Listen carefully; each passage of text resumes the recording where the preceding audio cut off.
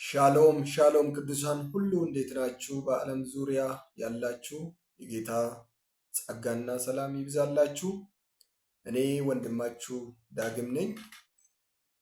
ባለፈው የጀመርነውን ትምህርታችንን ስለ ጸሎት የጀመርነውን ትምህርታችን ዛሬ ቀጥለን እንማራለን። ባለፈው በተማርነው መሰረት የጸሎትን ትርጉም ጸሎት ማለት ምን ማለት ነው በሚለው ሐሳብ ዙሪያ ብዙ ሐሳቦችን እንደ መግቢያ ያክል አንዳንድ ሐሳቦችን አካፍያቸዋለሁ። ዛሬም ይህንኑ ስለ ጸሎት ያለውን ትምህርት ቀጥለን እንማራለን። ጸሎት ለመንፈሳዊ ሕይወት መሰረት ነው በሚል ዙሪያ አንዳንድ ነገሮችን ብያለሁ። መጽሐፍ ቅዱስ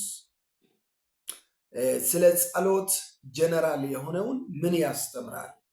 ከዘፍጥረት እስከ ራእይ መጽሐፍ ቅዱስ ጸሎትን ምን ይላል የሚለውን ሐሳብ አካፍላችኋለሁ። ዛሬ ያስተምራችኋለሁ።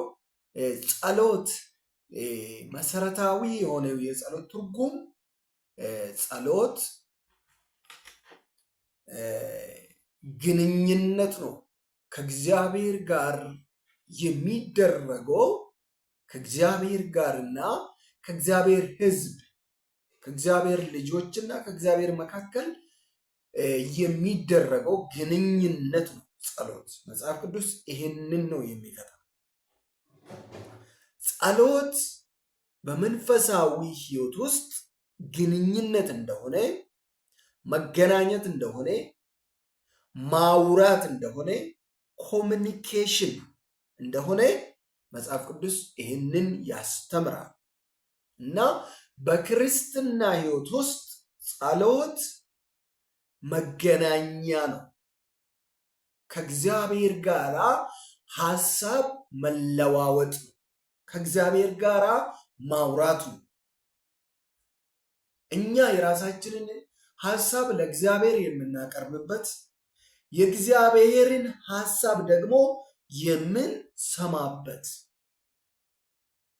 ዝም ብለን ራሳችን ብቻ አውርተን ጨርሰን የምንሄደው ሳይሆን እናወራለን፣ ከጌታ ጋር ሐሳባችንን ወደሱ እናቀርባለን። እግዚአብሔርም ደግሞ ሊናገረን ይፈልጋል። እግዚአብሔርን ደግሞ ሊመክረን ይፈልጋል። በዛ በጸሎት ውስጥ ጆሮአችንን ከፍተን በተራችን እሱን እንድናዳምጥ እሱ የሚለንን ነገር እንድንሰማ እግዚአብሔር ይፈልጋል። ስለዚህ ይሄ ምንድነው? ኮሚኒኬሽን ነው። ከእግዚአብሔር ጋር ምን ማድረግ ነው? ማውራት ነው። ሪሌሽንሽፕ ነው ጸሎት የአይምሮ ሜዲቴሽን ወይ በሐሳባችን የምናመነጨው ሐሳባችንን አይምሮአችንን በመጠቀም ከእግዚአብሔር ጋር የምናወራው አይደለም። ጸሎት በሮሜ መልእክት ላይ እንደምናገረው የእግዚአብሔር መንፈስ እንዴት እንደምትጸልዩ እሱ ይመራችኋል ይላል። እናንተ እንዴት እንደምትጸልዩት እንኳን አታውቁም ይላል።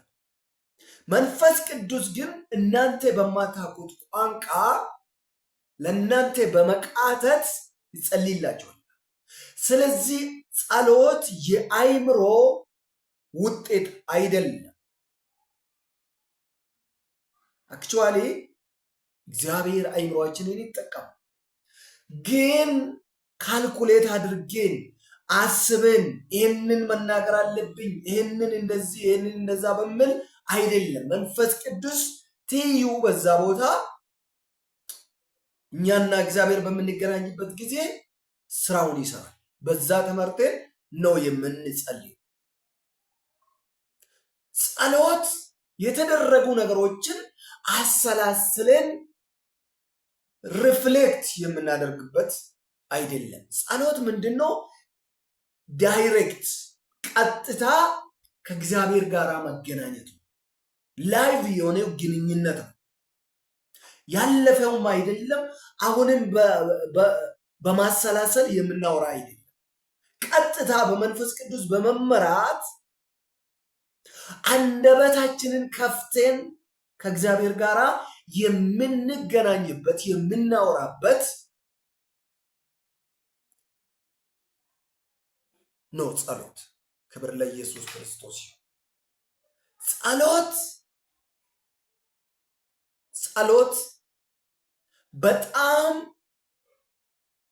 ተመራጭ የሆነ በክርስቶስ ኢየሱስ አምኖ ለዳኑት ሁሉ ለቅዱሳን ሁሉ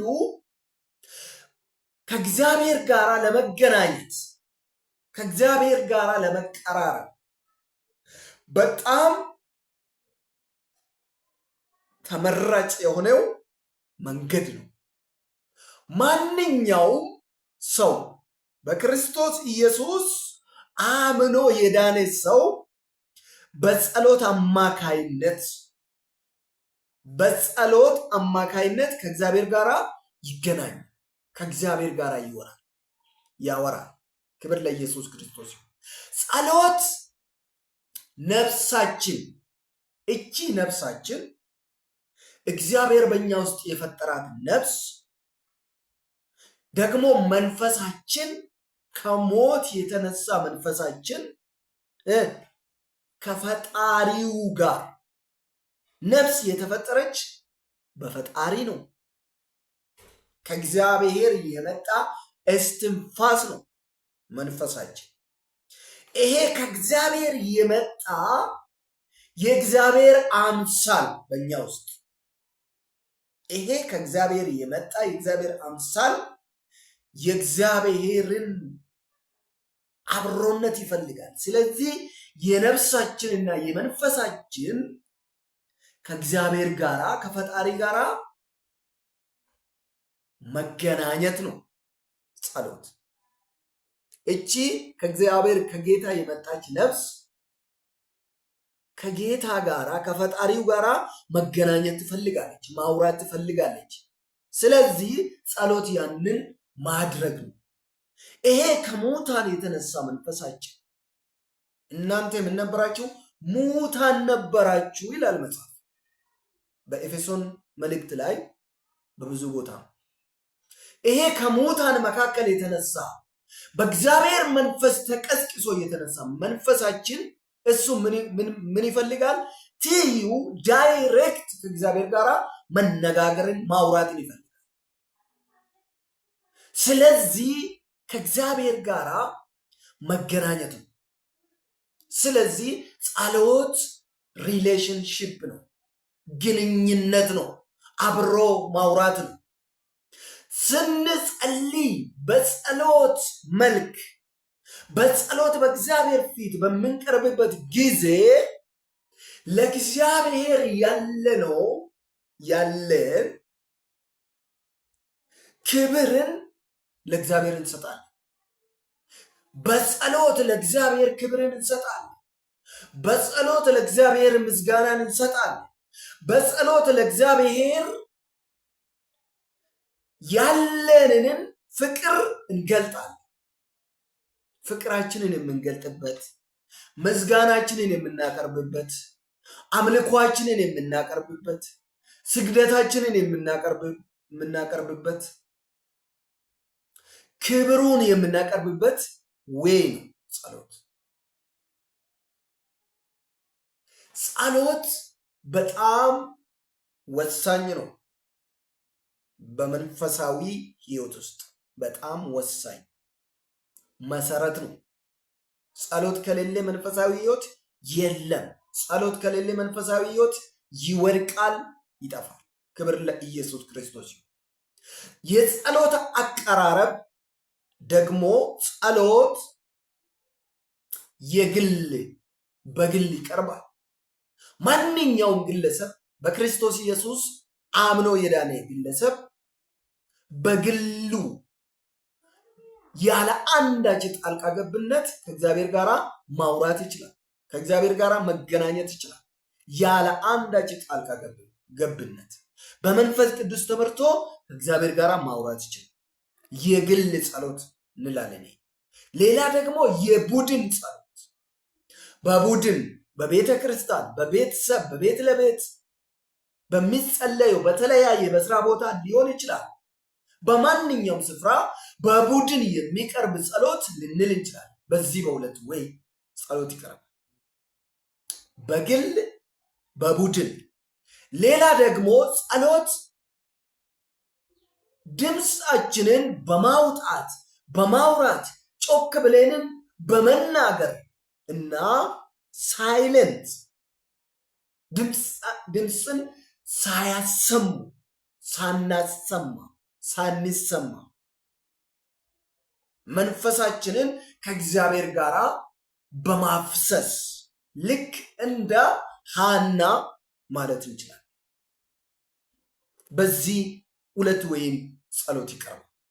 የጸሎት ዋና ሐሳብ ምንድነው? ግንኙነት ነው። በእግዚአብሔርና በእግዚአብሔር ሕዝቦች መካከል የሚደረግ ግንኙነት ማውራት ነው። ኮሚኒኬሽን መፍጠር ነው። ክብር ለኢየሱስ ክርስቶስ ይሁን። ስለዚህ ይህንን ትምህርት ሰፋ ባለው መልክ እያየን እንሄዳለን። ክብር ለኢየሱስ ክርስቶስ ይሁን።